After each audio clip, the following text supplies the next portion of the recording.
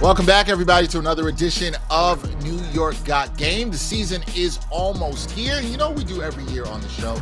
We have to talk about the best bets surrounding the New York Knicks. Because some of you out there, like to not just watch the games, but you like to put a little something down on the games. You want to feel good about it. Now, I'm going to add a warning and a disclosure here to everybody. We are going to talk about this stuff. If your bets don't hit, you cannot run up on me in the street and blame me or anybody else that's going to be on the show. It is not our fault.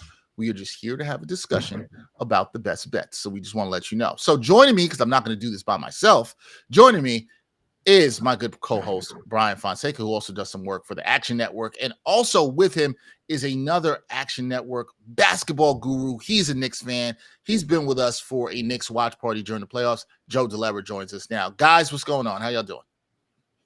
Happy to be here, man. It's always fun linking up with both of you. So hopefully we have better luck this season than last year. I know the game that I did for the watch party was a rough one for us, but we still had fun. We still have fun. Hey, Joe, we didn't hold it against you. Bryan and I did. Well, if we did, Bryan and I wouldn't have you back. Like, Bryan would just be like, no, we can't bring Joe back. But I don't think Bryan would roll like that. I don't think so. Right, no. Bryan? I think so. As far as how I'm doing, by the way, I'm freezing. It is so cold now. You're at the so cold territory of October? Because 2025. We have heat. No, first of all, it's not on right now because then it gets too hot. It's one of those situations. And two, my hands are the first thing.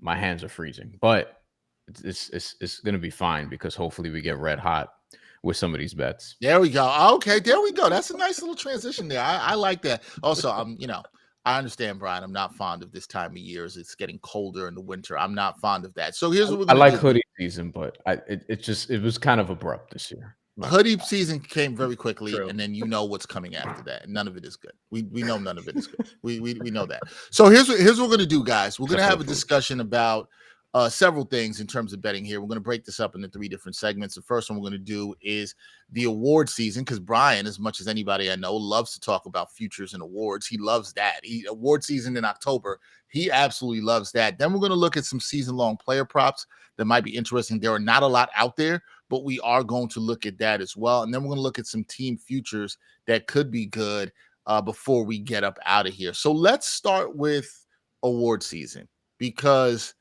awards are always interesting in teams, and awards are generally narrative-based, as we know now. But we're going to try to look at this with some statistical measure as we try to evaluate this. Each of us are going to share picks that we like here.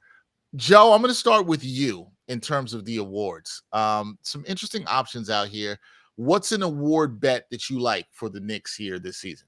So I've been looking at Mike Brown for Coach of the Year. I think that there's plenty of narrative here. I think that when we look at the odds, they've been kind of bouncing around everywhere, but he's towards the top of the board. I've seen about 18-1 out there. And I think that for me, a lot of it has to do with the fact that the East just isn't that good. And when we look at the New York Knicks, it's not that they're not a good team. Like, we expect them to be very good. And I think that there is a legitimate path for them to be the 1 seed in the East. They don't have a traditional like MVP player. I think Brunson is, kind of in that tier. Maybe he could win if everything breaks right. But at the end of the day, he's not, like Victor or Shea or Jokic or somebody like that, where you go, oh, this guy's going to be a perennial MVP, like top tier guy every year. So you look at this team, they're really deep. But the biggest thing that I think a lot of us as fans were saying last year when we were watching this New York Knicks teams, were like, can you just play like anybody else? Like, just, they don't need to be out there for 45 minutes a game. So I think that if they're able to have some success, have a little bit of nuance to the offense, I think that, and they finish as the 1 seed, I think that Mike Brown, Coach of the Year, is a better bet than like Knicks to be the 1 seed in the East. So especially at that long of a number. So I think Mike Brown's got a shot at Coach of the Year. Hey, if Mike Brown's Coach of the Year, that means a lot of things went right, at least during the regular season. It's going to really be for him about the postseason. But fans will be happy at that. I do like that bet. And I do think, even though I think there's a lot of people who think the Knicks are definitely a top 2 team, Joe, they could finish 1. I don't think that's crazy. I think a lot of this depends on how good of a start they get out to. So we'll see. Mike Brown for Coach of the Year could be really good. Bryan, do you like that? And what do you have in terms of an award bet that you're looking at? For the first part, every award is a narrative award. And I think Mike Brown will have narrative on his side if the Knicks are good, off to a strong start. If they're, let's say, just 16 and like 5 out the gate, and it's like, oh, wait a minute, they got it together. The offense looks different. Tom Thibodeau couldn't really do this, to this degree. Like those kinds of things are going to start happening. So the other thing is, it's difficult this year, and it'll inevitably happen, but it's difficult this year to sort of project who's going to win this award, because Daigneault has one already. Yep. Kenny Atkinson, is he going to get one this year? Given how good they were last year, if their win total is not exceeding that, like how could you really make the case? Given that they're going to start out with Darius Garland out, with Max Strus out, though they're still going to be really good in the regular season. So yeah, I think there's definitely a pathway to doing that, as long as the Knicks, are one of those teams that have like top seed.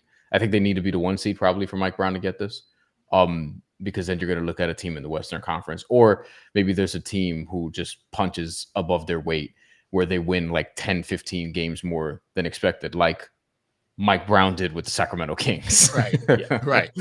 So that's kind of what you're looking at. As far as the award that I targeted, because I looked at every category, I was like, yo, are we sure? Are we sure Jalen Brunson has no shot at MVP? Ooh, okay. Like, are we sure? I don't think Jalen Brunson's going to win MVP, but this is plus 8,000 at the time we're talking about this. So 80-1. Okay. That is, for starters, 80-1 is great. Secondly, if you're looking at every award being a narrative award, the narrative will be on the side of Victor Wembanyama. Like the voters are going to have a boner for Victor Wembanyama this season. They cannot wait to give him this award if he can play 65 games, and the Spurs are like a top 4 seed. But the Spurs might be more realistically, unless he is amazing right now, which he could be. And even if he is, like, are they going to be better than a play-in team in that Western Conference? It's going to be difficult to see. And again, the games. Luka Doncic at plus 380. Like, I don't know if Luka Doncic is going to, as good as he will be this year, because I think he's going to be great. But are the Lakers better than a play-in team? Like, what seed do the Lakers have to get to? Because the Western Conference is loaded. You have the Wolves, the Clippers, the Nuggets, the Thunder. You have all these different teams. And then looking at, okay, Giannis is up there too. Don't know what to expect from this Milwaukee team. Again, Giannis is going to be great. Games played, also a question mark. So you have all these guys ahead of him in odds. Kevin Durant even. I don't know if he's going to play 65 games either. Like, you have all these guys that you could sort of poke enough holes in. And for Jalen Brunson, the case is very simple. If the Knicks are a 1 seed, because they probably have to be the 1 seed. They could be the 2, but if they're the 1 seed, because remember, when they were a 2 seed before, they were way behind the Boston Celtics a couple years ago. So that was like surprising. This year, there's expectation. And if they're a 1 seed, 58 wins, 57 wins, 60 wins, whatever, he's going to be looked at. When Dirk Nowitzki won MVP on that overwhelming regular season Mavs team, the one that lost to the Warriors, that wasn't his best statistical season. It wasn't his best statistical season at all. He had better years, but best player on elite regular season team.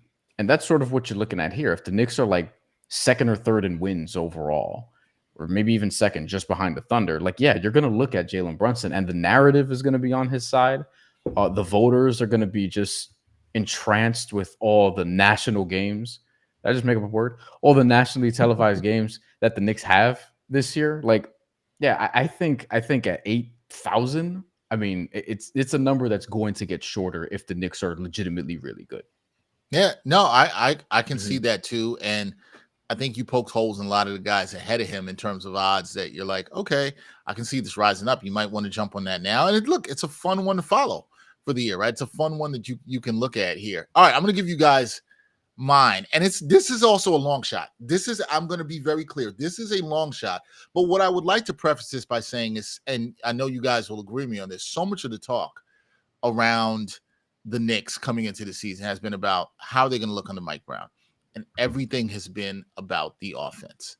I think sometimes people forget Mike Brown He's a good defensive coach. This is how he made his bones as a defensive coach.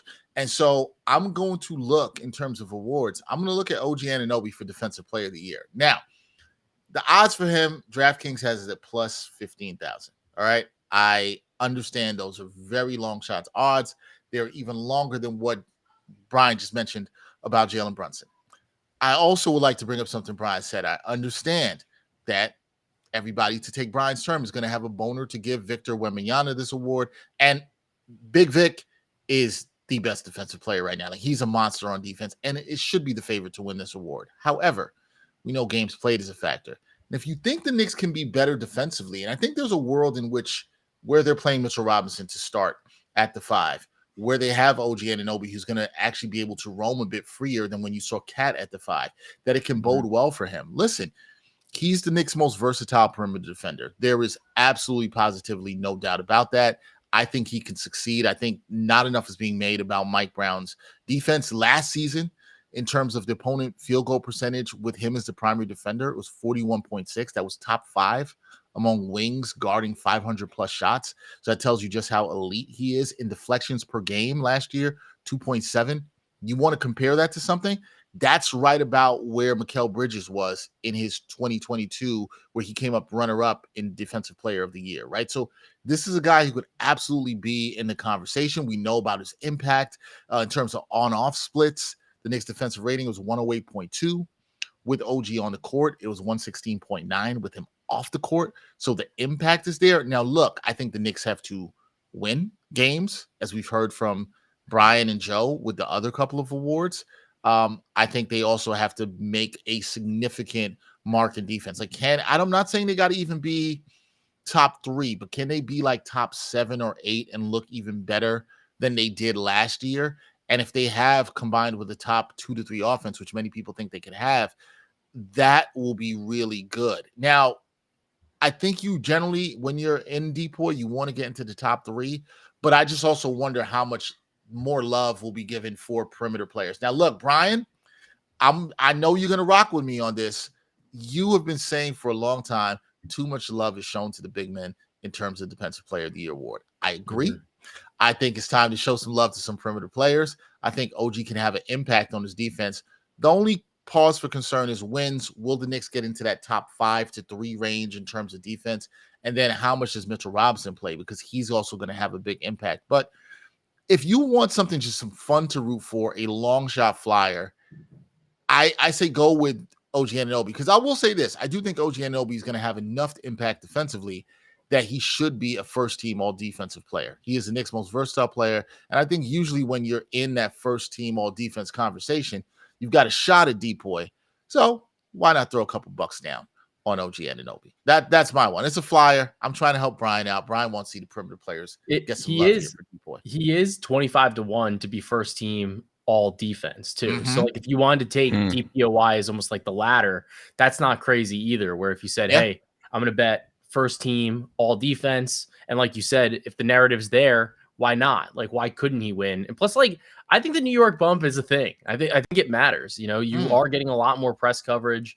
He's, you know, this team with Mitchell Robinson, I think that improves the overall defensive rating of the team. So even if, you know, you credit a lot of it to Mitchell Robinson, I do think, you know, as long as the defense is solid, that's really the first criteria. It's like, you got to be a good defense if you're going to beat out anybody out. So I think that matters too. Yeah, no, all right. I'm glad you like it here. All right, so that's it for awards. Joe, you had I'm sorry, I'm blanking. Oh, you had Mike Brown for Coach of the Year. Yeah. Bryan had Jalen Brunson for MVP. I'm going with OG for Defensive Player of the Year. All right, let's go to the second segment called Prop City. We're gonna have a little fun with props. Again, there are not a lot out there, so this is very slim pickings that we had to deal with. And come on, books, y'all got to be better with this. We got to get some of the props out here. Bryan, what's your player prop for the season that you like or are looking at? What's one that you have? I wish there were more available, because I think it'd probably be more interesting to tell you the things that I'm looking for that I don't see yet. But I gave Karl-Anthony Towns, rebounds leader, a look, just because like, I don't know if Mitchell Robinson is going to play every game. And even if he does play a lot, he's probably not going to play that often in terms of the minutes. Like he won't be playing 30, 32, 34 minutes a game. He probably won't be playing that much in any individual game very often at all. So even as a starter, I do think like I'd be surprised to see him exceed like 25 minutes a night, 26 minutes a night. I think we would all agree with that. And in terms of rebounds leaders, like you're looking at guys like Domantas Sabonis. A lot of people will probably bet Wemby because he's 9'12" and literally doesn't have to jump to get a bunch of rebounds. But then with Karl Anthony Towns, like he's still going to get a lot of rebounds, even playing beside Mitchell Robinson, because they will be staggered. They're if they start together all season long, which look, we entered the year talking about starting lineups, and then by the end of the season, it might look different. Like it's rare that teams, even really good ones, have like the exact same starting lineup from the beginning to the end, and injuries are going to dictate part of that. So it's not one that I'm like, hey, absolutely take this. But it's in that 4-digit range. I'm forgetting if it was 1,100 or so when I saw it. It may have been even better odds than that. But that was one that I gave a look to where I'm like, maybe this is a number that I'll be more so monitoring because I do want to see how the double big lineup. Because remember, you don't have to take any of these like now. You could actually wait. There's a risk in doing that in terms of value. But for Cat and rebounds in particular, waiting to see what the Mitch stagger situation looks like, I think could be worth it. So that's one that I didn't fall in love with, but it's one that I'll be monitoring for at least the first couple weeks of the season, see how it goes. All right, that's a good one to monitor there. Joe, I know you and I have the same thing that we picked here, so I'm going to let you take it away, and then I'll chime in. But you have an interesting prop that you like around Jalen Brunson. Yeah, so I like 8+ assists per game at plus 330 at DraftKings. I would probably play this down to about like plus 250 or so. Part of why I like this is we've seen this upward trajectory for Brunson in terms of his assists. He's gone from 6.2 to 6.7 to 7.3 with the New York Knicks. And I think a lot of it is when we look at Jalen Brunson and what he brings to the table. He obviously can beat anybody off the dribble. He's a bucket, ethical hoops. He can score on anybody.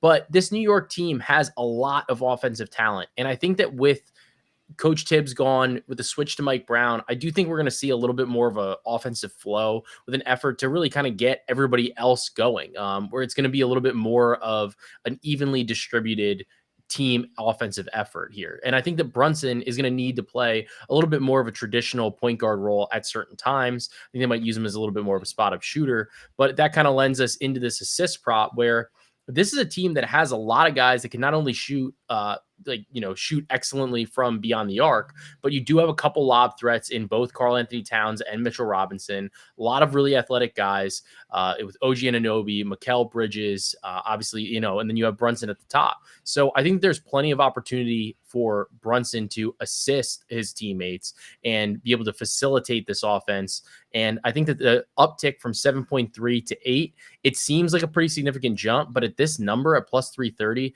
I think that we're really getting a lot of value on a change that maybe we wouldn't have seen otherwise through Tibbs, but I think we will see through Mike Brown. So I like 8+ assists at plus 330. Yeah. So I like this too. I think this is a fantastic bet. It's a fun bet. Joe, you talked about the increase that we've seen in him, went up to 7.3 last year. That was good. His assist percentage was 35.1. Yeah. So that was the highest of his career. Look, that's higher than Donovan Mitchell. That's higher than SGA last year that he had. Now, look, we understand the usage rate was 31.4 is around 32. So there's going to be a lot of usage. I do think you're going to see Brunson's usage go down a bit, but I don't think that means that because he might not have the ball in his hands as much early in games doesn't mean that the assists are going to go down. I think because of the read and react offense from Mike Brown, I think that's going to help him a lot.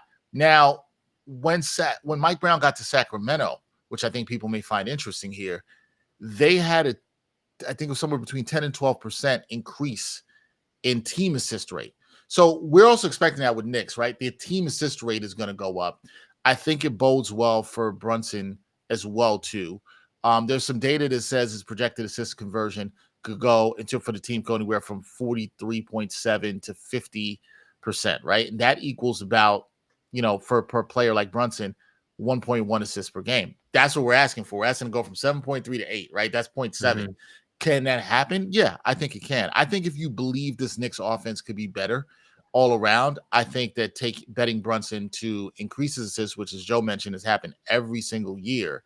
Even though I think he can be more efficient with his usage. I think some people think there's going to be a decline in numbers, particularly scoring.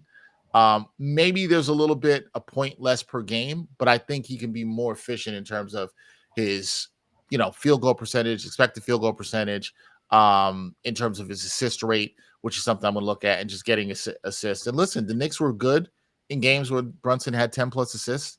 They went 13-3 last year when he had 10 plus assists. So look, moving the ball is good. Less ISO ball is good. I think there's people who have concerns about the ISO ball with Brunson and maybe the ball being taken out of his hands a bit. I'm not one of those people at all. And then one other stat I'll just throw at people, which is why I think you might want to bank on this. Over the last 5 seasons in the NBA, 11 guards have averaged 8 plus assists per game.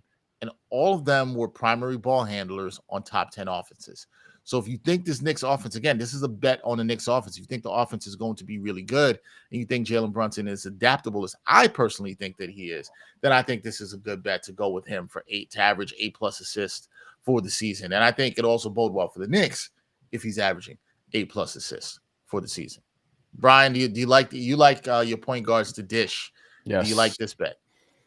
I mean, if you're looking at pace, yeah, he should be able to get there. My only concern is is this going to be more of a diverse / egalitarian offense where they're not opportunities to the level we think that Jalen Brunson is going to get these assists.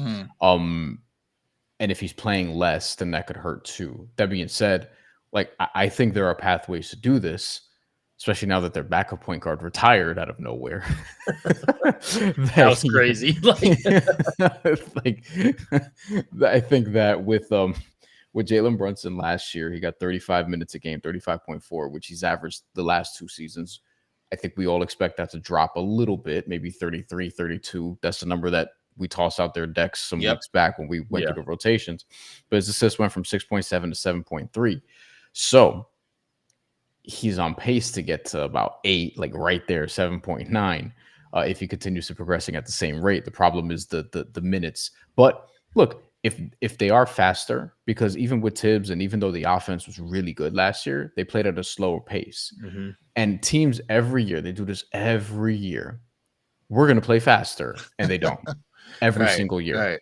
But Mike Brown has done this before. Mike Brown specifically has done this before with Sacramento, where they had a wildly efficient offense a couple of years ago. It was the best offense ever statistically. It wasn't actually the best offense ever if you look at it. They didn't have Magic and Kareem and shit, but it was the best offense in terms of numbers. And I think with the pace that at least you see in the preseason at times, they can play a little bit faster and there will be opportunities. So I think at the very least you'll get in the neighborhood. And I think it's a good thing if Jalen Brunson does get to that number while not having such a high usage, because I think the usage, you don't want it to be too high because you don't want him to be run down by the time you get to April. Yeah, no, it's a bet. I know Joe likes it. I like it. I'm very intrigued to see how this plays out. Okay, let's move on to the futures market here. And this is where we're going to look at team futures, what could happen with the Knicks. There's a lot of interesting plays here. Joe, what do you have when you look at the team futures markets? A lot of ways you can go. You can go over under. You can go Knicks to win the East. Whatever. Knicks to finish with the 1 seed. Whatever you think for the team futures. What do you like? It's always tough for me with the Knicks. I always feel like I'm being a little bit of a homer, but I really do think that this team is incredible. I think they're an excellent team off the rip, and I think that they're a team that should be able to at least win the conference. They're plus 255 to win the conference, and I really like that spot. I think that they could win the title too if they get into that position. But I do think that when we look at this from a little bit more of a realistic perspective, I think that they could maybe have a matchup difficulty against some of these teams in the NBA finals if they were to make it there. But I do think that the path for them realistically in the Eastern Conference this year is one that they can kind of take advantage of. I think that they can get into that 1 seed, and I think that they can continue to advance through that. Cleveland's got a number of different issues in terms of their injuries. They're a little bit thin right now. So I do like the look of New York being able to secure the 1 seed and then also being able to win the conference at plus 255. If you want to kind of combine the two things, the Knicks are also plus 255 to be the number 1 seed in the Eastern Conference. I don't think it's a crazy situation. I think that this team is going to have a very legitimate offense under Mike Brown. I think the defense is also going to kind of connect, and I think it's going to be a little bit maybe better. These guys are going to be rested. I think they're going to be able to succeed because they are a deep team. We are seeing some of these veterans or some of these other guys want to come to New York and spend their time here now. It's not like we're reaching out to free agents trying to fill in the end of the roster. Our position was, hey, like, you know, we need to make some decisions here, and all of you want to come play in New York. So I think it's a great spot for New York. I like them to be the 1 seed. I like them to win the conference. And I think that they'd obviously be live in an NBA finals, but I think that this is kind of the realistic path, especially in a relatively weak East compared to other years, for them to advance through the Eastern Conference. Yeah, I also have this pick as my futures pick that I'm eyeing. I'll sprinkle something else if you want to combine this. If you think the Knicks are going to win the 1 seed or win the East, I would say I like their line to go over their 53.5 wins. I don't think they go over it by that much. I think this is a team that could win between 55 to 58 games. I'm just a little unsure of how seriously they're going to take the regular season, or how seriously they will need to take the regular season, depending on how close some of the other teams are. But I think if you like that, I loved you combining them to get the 1 seed and also to win the East. I think that's a good parlay you can have right there. But I like that bet at 255. Look, in some ways, you heard Bryan talk about this earlier, right, Joe? Sometimes with these futures, you want to wait. You could wait a little bit. You don't have to do it now. Maybe the Knicks get off to a slow start, right? Like maybe they start off 2-2 and the odds drop a little bit. And, then you might be able to get this at plus 350 or something like that.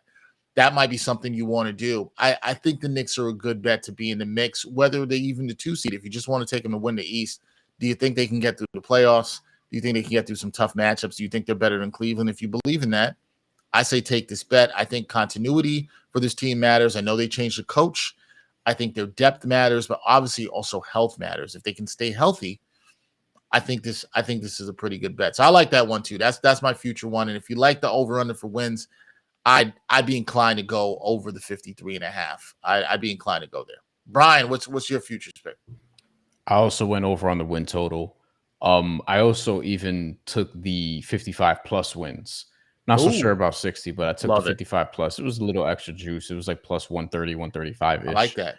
When I didn't go there, I don't know if the value is going to be as good now, because now the total pretty much universally is at 53.5. I think there may be a 52.5 still out there.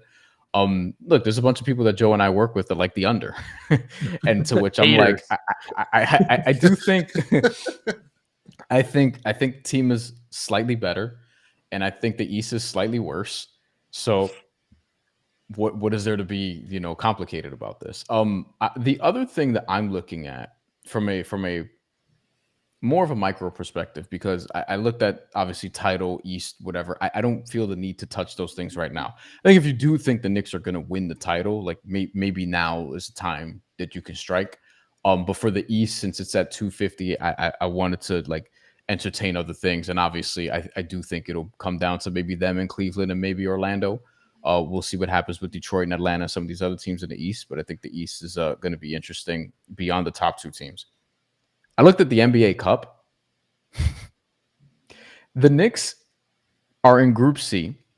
In their group is Milwaukee, Chicago, Miami, and Charlotte.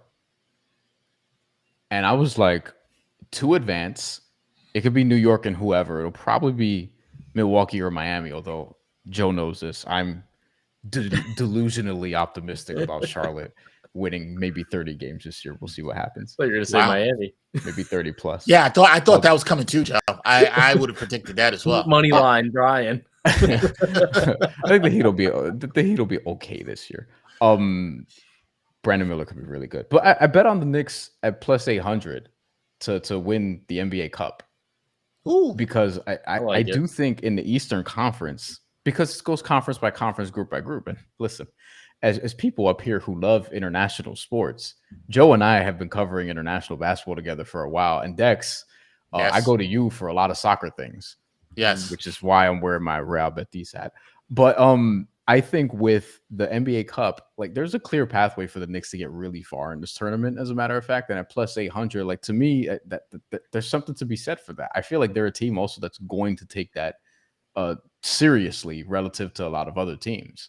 And I think NBA teams should take it seriously because it's winning something. I know it didn't necessarily work out for the Lakers or the Bucks, although that's because they ran into better teams. But I do think that's something that Mike Brown could use and catapult the early portion of the season. It won't be super easy just because, it's early on. Maybe there's some kinks they have to work out. Maybe they don't start off as strong as you think, but they have a very winnable group. And I think that just puts you in the mix. So plus 800 to win the NBA Cup. Why not? I love it. I love some NBA Cup talk. Why not? For some people, yeah, why not? Some people hate it. Now, I don't know if this is the year the Knicks want to win the NBA Cup. I'm just going to say this because they have championship aspirations. And if they win the NBA Cup, it's only going to increase. Like, y'all better host the Larry O'Brien Trophy in June. The energy is going to be out there. But listen, I'm fine with winning something. Again, I'm not throwing a parade for winning the NBA Cup, but I'm fine with winning something. And Knicks fans, you ain't seen them win nothing in a long time. So, you might want to take the NBA Cup. Okay, before we get out of here, Joe, I want to ask you, since you are a guest here on the show, do you have like one best bet that you love for the Knicks going forward this season? Is there one you might be waiting on, keeping your eye on? Do you have one thing that you're looking at? I am dying to get a Mitchell Robinson rebounds line, like at some point anywhere. I know that we've been like dead aligned on this entire show. Yes. I am dying for this line. Like I'm waiting for like a 10 plus or like 11 plus or something. When the dude is out there, he is like the best rebounder in the NBA. Like I don't care who we're comparing him to. He's an absolute vacuum. So if I can get any type of season-long prop on Mitchell Robinson to record X number of rebounds, sign me up. I want it. I'll certify it. Give me it. So if anybody wants to book that action too, hit me up. Like we'll get it done. But I really like Mitchell Robinson to get the rebounds. I think that it's a great opportunity for him. We've seen him just absolutely crush on the glass. It's like his favorite thing to do. So when you can get that, I think it's a great opportunity, and I'll be looking for that throughout the season too. If I don't get the a full season long one, I'm gonna be looking at him early and often in the player prop market to try to take advantage of what I think is a perceivable edge. So I want to support Joe on this because this was something that I was looking for as well. When we talked about player props, I looked at this and I was like, okay, I pulled up some data. This is per 36 numbers. And I understand it was a small sample size for Mitchell Robinson in games last year, but he averaged 13.9 rebounds per 36 minutes. That was fifth in the NBA if he had logged a high amount of minutes, which he didn't, right? But his rebounding percentage, 21.8 total rebound rate. That's higher than Anthony Davis. That is higher than Nikola Jokic. The man is a rebounding monster. We know this. And the thing is, will he get the time?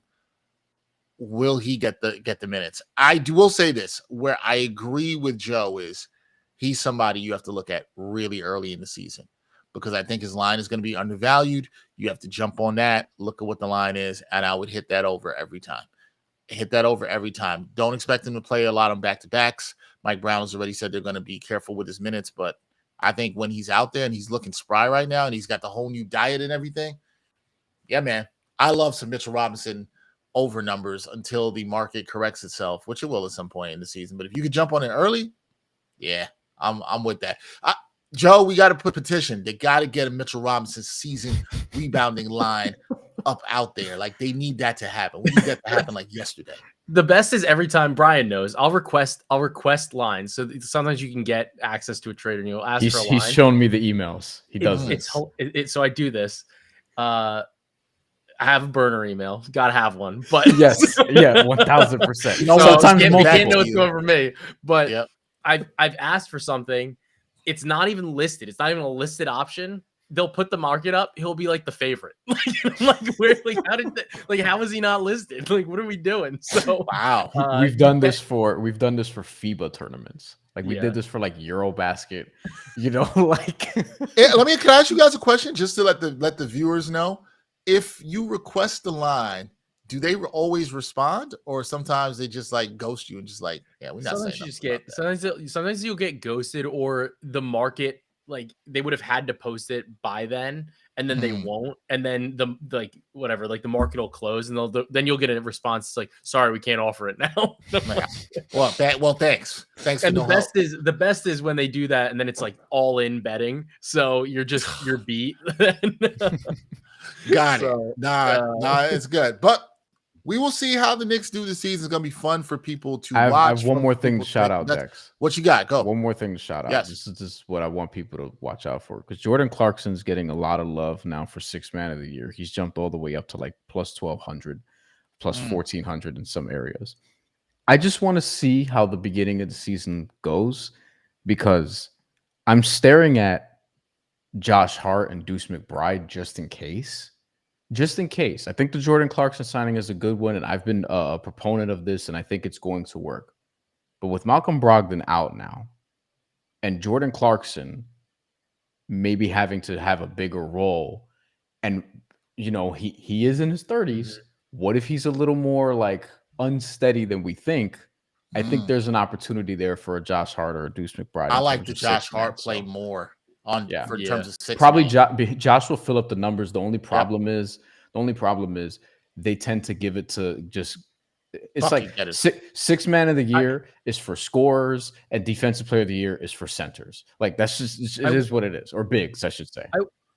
I will say though, I do think, what was it, a couple years ago when Russ started coming off the bench? I think there was like a legitimate push for him to get it, and then I think I think he got traded at that point or whatever it was. So then it kind of took him out of the running anyway. But I do think that there is something to be said about Josh Hart, a starter for this team, like playing monster minutes, like 40 plus minutes, sometimes the entire game in the playoffs. If he takes a step back and says, and it's like cool with coming off the bench, which like I think the optics of it, outwardly he will always be that way, consummate professional. But I do think that that's something people in the media, like the voters, see and they respect if he does perform really well. Where it's like he's this absolute engine on like off the bench, just a full on motor. He's got a lot of popularity. He's a very popular player, I would say. Yes. So I do think that he's maybe one of the players that could like slightly buck that trend of you just are a scorer on a top team. So he's the I do everything guy on a top team. Maybe that could mean Josh Hart then. And because he came off the bench he's coming off the bench this year and started last year. He averaged 37.6 minutes per game. He averaged about, this is with rounding, it was basically 14, 10, and 6, which is ridiculous to think about. It was actually 13 and a half, 9.5, and about 6. But if he's playing 28, 30 minutes, he's going to be playing with bench guys more often than starters with some staggering. So you would think the production doesn't drop off that significantly. You would think. So if there's like if he gets to like, I don't know, 12, 8, and 4, he's going to be in the mix.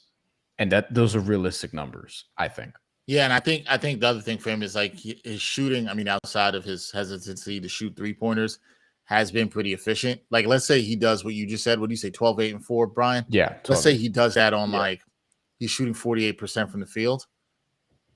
And he was 52.5 last year. He was 52% from the field last year. Yeah, that's what I'm saying. And he was remember at the beginning of the year we were doing our live shows. He was at like this ridiculous. Feels like somewhere around 70%, right? I think through like the first 6 weeks or something. If he's anywhere efficient, even if he, like I said 48. Let's say he's around 50. Whatever, he's doing that, whatever. I think that's good. I also think if the rebounding rate is up there against bench units mostly, I think I had it here in front of me. His rebounding percentage was 13.2, right? That was the highest among guards, wings in the league. So if he has that kind of impact, we all know how good of a rebounder he is despite being 6'4". If he does that, I think it is putting up those kind of numbers. Yeah, I'm kind of with Joe on this. I think he could buck that trend of what you were talking about, Brian, where it's like we just give it to the scorers, the bucket getters. Yeah, because all the time. Like if Deuce were to be a real candidate for this, he probably has to average like 15 with a few assists. Like 4. And that's what Jordan Clarkson's supposed to do. So it probably won't be. But just in case, because if Jordan Clarkson's bad, then Deuce is going to have to play a bigger role, and then we'll see. But I think Josh Hart is really the guy. The thing that makes me nervous, though, is obviously he's going to be playing injured all year. He came out and said it. It's like, yo, my finger's going to be messed up all season long. So it might help a shot. Dude. That's what I'm saying. Watch Josh Hart shoot the highest percentage. He does enough other things, and he has the reputation for that, and has built the reputation for that, where it's like, look, if any type of guard is going to win this while not being a bucket getter, like, he can do enough to at least get in the mix. I agree. I like that one. All right, guys, this was good. We talked about some of the Knicks' best bets for this upcoming season. We'll see how it all plays out. Like I said, I'm going to give this disclaimer again to the people. Do not run up on me. Do not run up on Bryan. Do not run up on Joe. If these bets do not go your way, we are just providing you with some data analysis for some information. We hope it works out for you. Hope it works out for us. Hopefully the Knicks have a good season. That is Joe Dellera. Check him out on the Action Network. Does a fantastic job there with a bunch of things. Big Knicks fan. I know he's rooting for the Knicks. Bryan, you can catch Bryan with me every week on New York Got Game. We'll be doing live shows starting up after the season opener. Joe, we appreciate you coming through. Bryan, we have a lot more coming our way soon. A lot. Everybody, a lot of content is coming on New York Got Game. Thanks for watching. We'll catch you next time on New York Got Game. And thanks for watching New York Got Game. Boom shakalaka.